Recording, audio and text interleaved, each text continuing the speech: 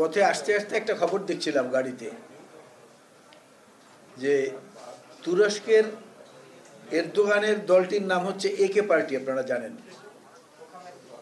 পাকিস্তানের ইমরান খান সাহেবের দলটির নাম হচ্ছে তেহরিকে ইনসাফ।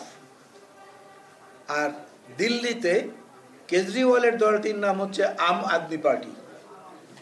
তিনটাই কিন্তু বাংলাদেশের সীমানার বাইরে, বাংলাদেশের ভেতরে না। কিন্তু দেখলাম বৈষম্য বিরোধী আন্দোলনের নেতারা, তারা এই তিনটি দলের আদলে তাদের দল এবং ভবিষ্যৎ কর্মসূচি নির্ধারণের জন্য পরিকল্পনা করছে, এবং সেটা তারা বলেছেন মিডিয়ার কাছে। তো এইটা একটা অদ্ভুত লাগলো আমার কাছে। যেই প্রজন্ম এই মাটিতে জন্ম নিয়েছে, আমাদের আলো বাতাসে বেড়ে উঠেছে, আমাদের মায়ের স্তন্যপান করেছে, বাবার আদর পেয়েছে, ঝড় বৃষ্টি বাদল সবকিছুকে উপেক্ষা করে শীত গরম সবকিছুর মধ্য দিয়ে এই মাটিতে লালিত পালিত হয়েছে, তাদের কাছে বিদেশি নেতাদের মতবাদটা এত জনপ্রিয় হলো কেন? আমার এটা নিয়ে আসলে খুব দেখার পরই আমার মধ্যে একটা প্রশ্ন জেগেছে যে এটার মূল কারণটা কি।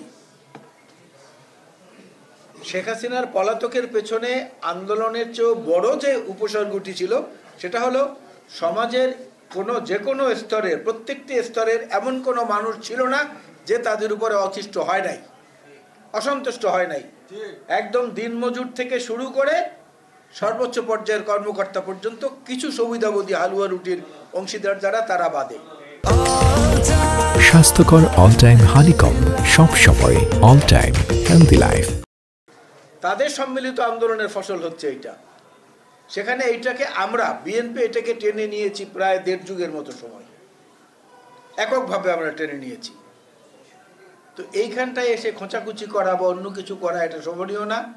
আর এত নেতা বাংলাদেশে আছে, যারা আছেন শেরে বাংলা একে ফজলুল হক, মৌলানা আব্দুল হামিদ খান ভাসানী, হোসেন শহীদ সরওয়ার্দী, শেখ মুজিবুর রহমান, আমাদের প্রিয় নেতা যারা জিয়াউর রহমান বীরুত্তম, আরও অনেক অনেক নেতার উদাহরণ দেওয়া হয়। এদেরকে বাদ দিয়ে আম আদমি পার্টির কেজরিওয়াল কিংবা একে পার্টির এরদোগান কিংবা পাকিস্তানের ইমরান খান, এদেরকে পছন্দের কারণটা জাতির সামনে খুব তাড়াতাড়ি পরিষ্কার করলে আমার মনে হয় ভালো হয়।